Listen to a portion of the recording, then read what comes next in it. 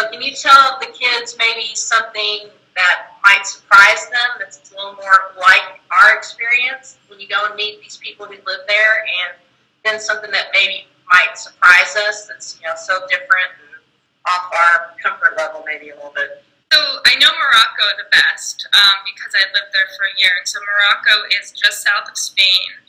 It's in North Africa. It's considered part of the Middle East of North Africa, and they speak Arabic and French in Morocco, and they are a Muslim majority country. So I think, so I'll tell you, I'll just tell you about some of my friends who I had Moroccan friends who I had in Morocco. They were just like me, they were college students.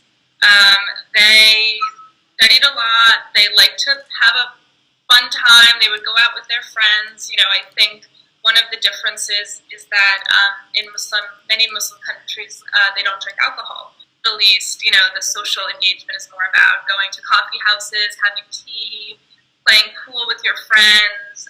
So that, I spent just so many nights with my Moroccan friends doing those things, going to the beach. Moroccans will go and go swimming in the ocean, and they have the same kinds of hopes for the future. They want good jobs, and I think in Morocco and a lot of the Middle East, we have many more job opportunities than many who live in the Middle East do, especially young people.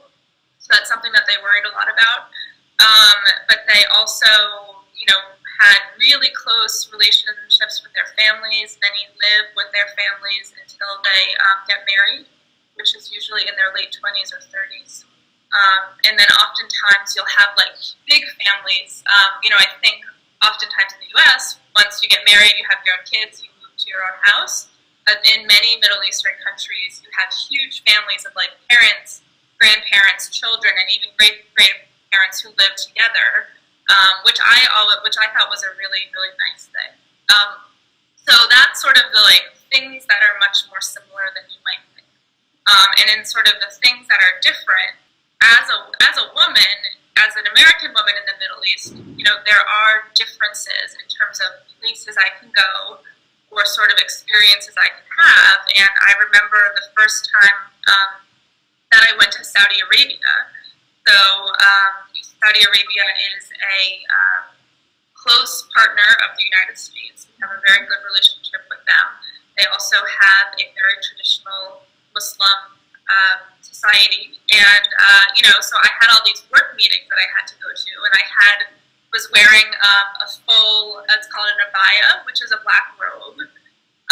The airlines lost my luggage, and so the night I landed in Saudi Arabia, I had to go to the mall to buy some clothes, and the malls were open until midnight.